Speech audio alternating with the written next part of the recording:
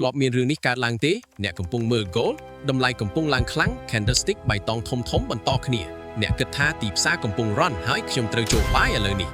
អ្នកចុច buy ប៉ុន្តែអ្វីដែលកើតឡើងបន្ទាប់តម្លៃធ្លាក់ចុះវិញទៅកន្លែងដែលអ្នកមិនបានគិតដល់ហើយបន្ទាប់មកវាឡើងបន្តទៅទិសដៅដើម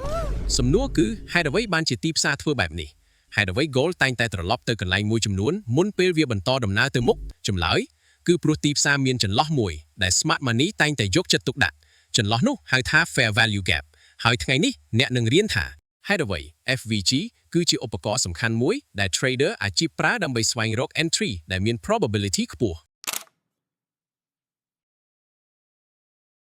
Fair value gap គឺជាអ្វីនិយាយឲ្យសាមញ្ញ Fair value gap គឺជាចន្លោះនៅលើ chart ដែលកើតឡើងពេលតម្លៃផ្លាស់ទីលឿនពេករហូត buyers និង sellers មិនបានធ្វើការជួញដូរយ៉ាងស្មើគ្នាស្រមៃថាអ្នកកំពុងមើលផ្សារមួយមនុស្សទិញលក់ធម្មតាតម្លៃឡើងចុះបន្តិចនេះគឺជា balance market ទីផ្សារមានតុល្យភាពប៉ុន្តែភ្លាមមានអ្នកទិញធំម្នាក់ចូលមកទិញទំនិញទាំងអស់យ៉ាងលឿនតម្លៃលោតឡើងខ្លាំងដោយមិនមានអ្នកលក់គ្រប់គ្រាន់នៅកណ្ដាលផ្លូវទីផ្សារបានបង្កើត imbalance ហើយ imbalance នេះគឺជាគោលគំនិតនៅពីក្រោយ FVG ប៉ុន្តែសូមចាំចំណុចនេះឲ្យបានច្បាស់ FVG មិនមែនជា magic entry zone ទេ trader ថ្មីជាច្រើនធ្វើកំហុសឃើញ FVG ដាក់ order ភ្លាមប៉ុន្តែ trader អាជីពមិនមើល FVG ដាច់ដោយឡែកទេពួកគេសួរហេតុអ្វី FVG នេះកើតឡើងវាកើតនៅកន្លែងណាតើវាស្របជាមួយ trend ឬអត់នេះហើយជាភាពខុសគ្នាហេតុអ្វីទីផ្សារត្រឡប់មក FVG មានគំនិតមួយនៅក្នុង smart money concept ទីផ្សារមិនចូលចិត្ត imbalance រយៈពេលយូរពេលតម្លៃរត់លឿនពេកវាបន្សល់ទុកតំបន់ដែលមិនទាន់មានការជួញដូរគ្រប់គ្រាន់ដូច្នេះតម្លៃជាច្រើនដងនឹងត្រឡប់មកកាន់តំបន់នោះវិញដើម្បីបំពេញ gap នោះបន្ទាប់មកវាអាចបន្តទៅទិសដៅដើមនេះហើយជាមូលហេតុដែលអ្នកឃើញ gold ឡើងខ្លាំងត្រឡប់ចុះបន្តិចហើយបន្តឡើងវិញការត្រឡប់នោះជាញឹកញាប់កើតនៅ FVG bullish fair value gap ឥឡូវមើលផ្នែកបច្ចេកទេស bullish FVG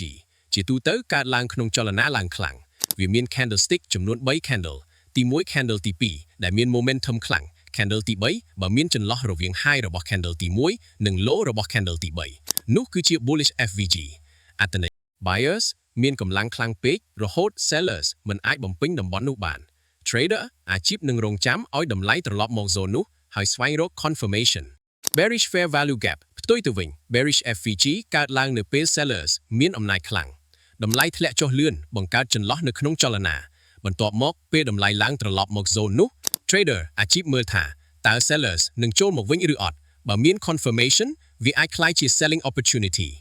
ឥឡូវនេះអ្នកប្រហែលកំពុងគិតថាអញ្ចឹងរាល់ FVG គឺអាច trade បានមែនទេចម្លើយគឺទេ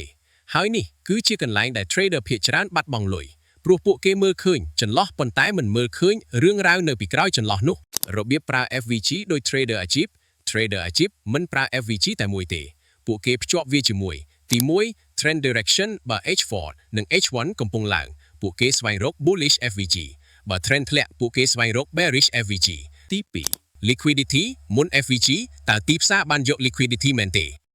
ឧទាហរណ៍ gold ធ្លាក់បំបែក low ចាស់យក stop loss បន្ទាប់មកបង្កើត bullish FVG នេះមានន័យថា smart money អាចកំពុងប្រមូល position ទី3 market structure FVG ដែលមានតម្លៃជាញឹកញាប់កើតបន្ទាប់ពី break of structure ឬ change of character មានន័យថាទីផ្សារបានបង្ហាញថាកម្លាំងកំពុងផ្លាស់ប្ដូរទី4 confirmation កុំចូលគ្រាន់តែ price touch FVG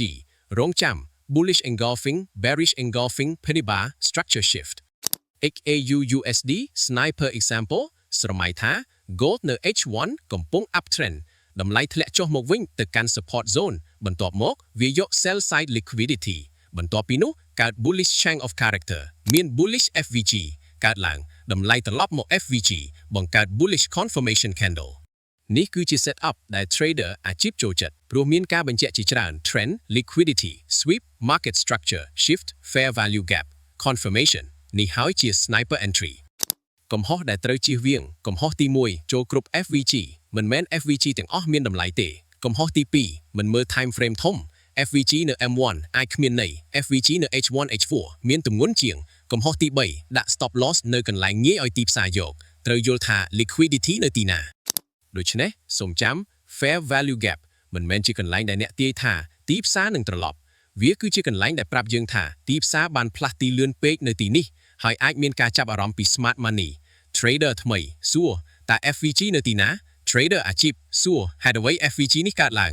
ហើយនេះគឺជាការផ្លាស់ប្ដូររបៀបគិតសូម comment ពាក្យថា yes បើអ្នកយល់ថាវីដេអូនេះល្អនិងចង់បានមេរៀនបន្ទាប់ព្រោះនៅមេរៀនបន្ទាប់យើងនឹងចូលទៅក្នុង concept មួយដែលសំខាន់បំផុតក្នុង smart money គឺ order block កន្លែងដែល smart money ទុកស្នាមនៃការចូល position ធំៗយើងនឹងរៀនថា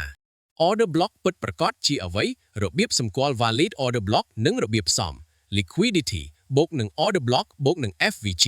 ដើម្បីបង្កើត sniper entry model សម្រាប់ XAU USD សូមកុំភ្លេចចូលទៅកាន់ Telegram Community របស់ពួកយើងតាម link ក្នុង caption ខាងលើព្រោះយើងនឹងផ្ដល់មេរៀននិងឯកសារ exclusive ឆាប់ៗនេះ